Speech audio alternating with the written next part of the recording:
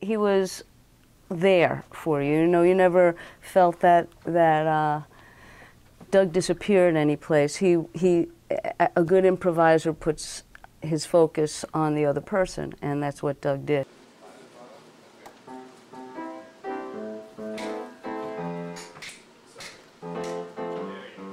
He was on board and really gave it his all, and I suspect he did that whether it was working, you know, as a volunteer on a helpline, or if it was fixing someone's bike, or if it was musically directing an improv show.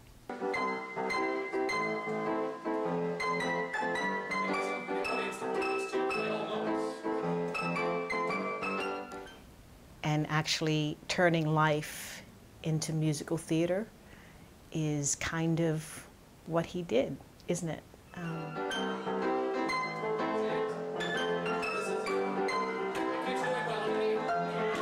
And I think on Facebook he only has 400 some odd friends. But those 400 friends are really good friends of Doug.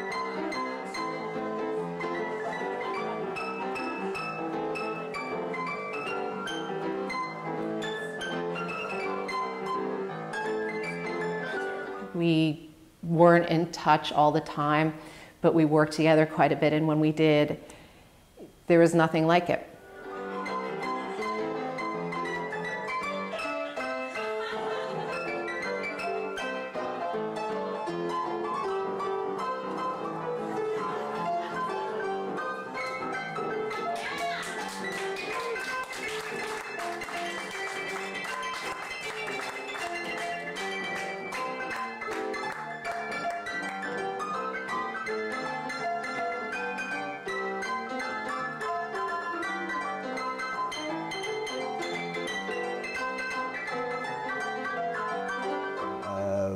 With his music and his art, he could just cut through it and make people feel good.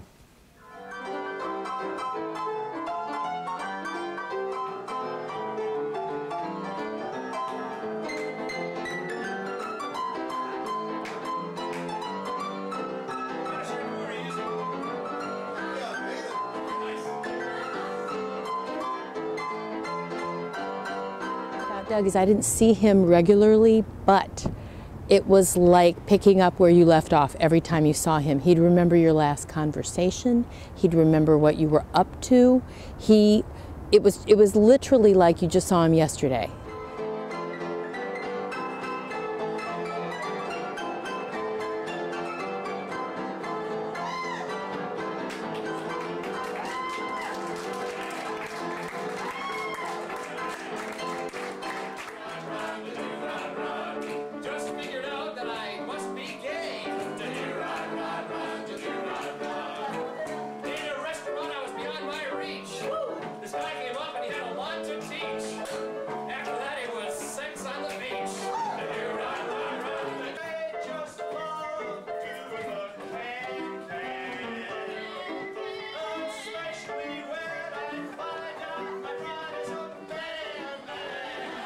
At the end of 9 weeks, his life had turned around. God bless him.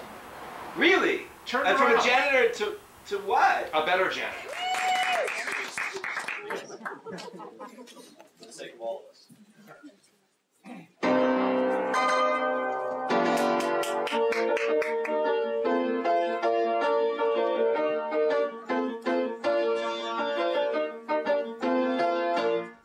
Doug was a great improvisational piano player, and it's interesting because I think, honestly, technically as a piano player he was okay, he was good, functional. I've seen a lot better piano players, but I'm not sure I've seen too many guys who can improvise as well.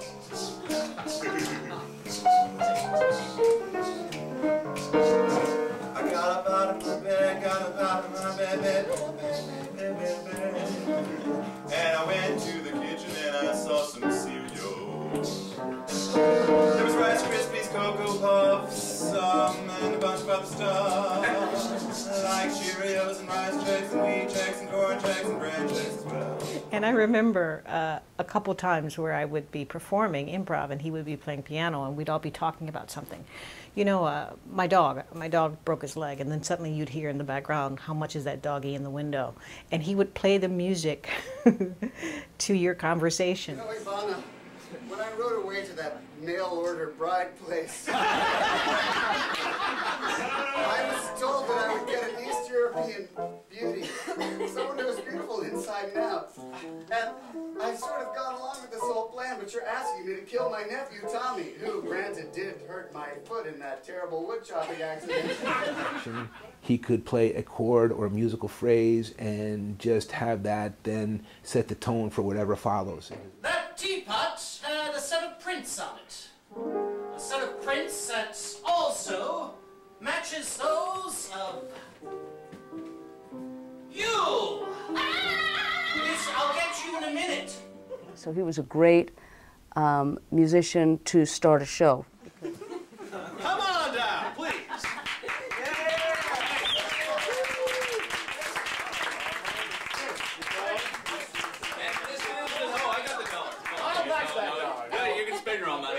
This dollar will be yours if you can correctly answer this question, this musical question. It's the name of the television show that this song is, The Flintstones. No, Heinz! Is that your final answer? He did the TV themes, and he had them guess about that. What we'll do is, we'll do this little TV show game warm-up. So here's what I'll do. I'll play this.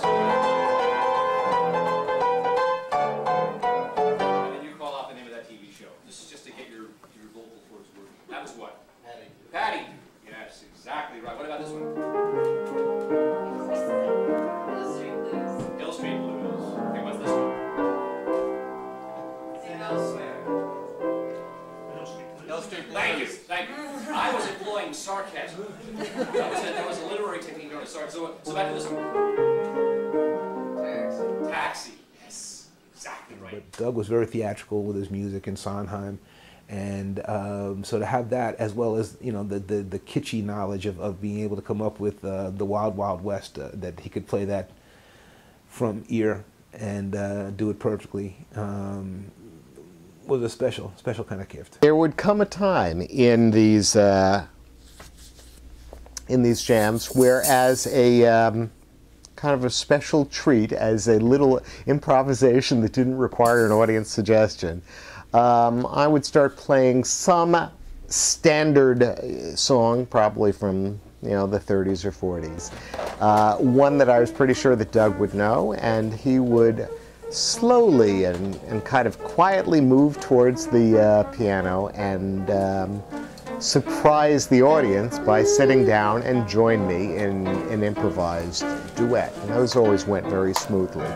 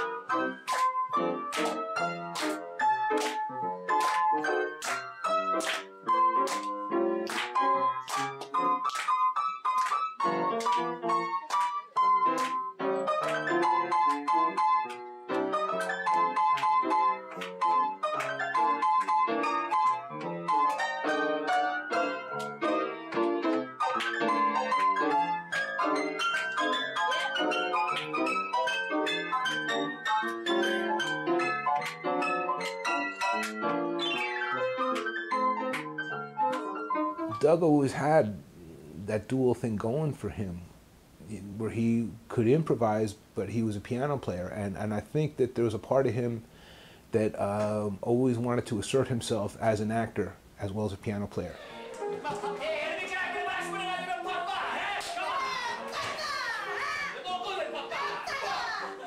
He began to sing, his life turned around. Really? He didn't need the drugs, and a lot of them are taking the drugs. I hear that. They pop the pills, they're on the dope. They smoke the hooch. They're getting all hopped up.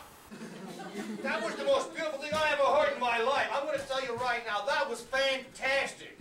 You got a robot over there that's going to teach me how to write plays? You're kidding me, right? Everybody smoke. Hey, say I don't joke. I remember how to smoke. I'm a very good girl. I got that open mouth, cause everybody smoking, smoking, now. I got the whole mouth disease. I just think about it, bye.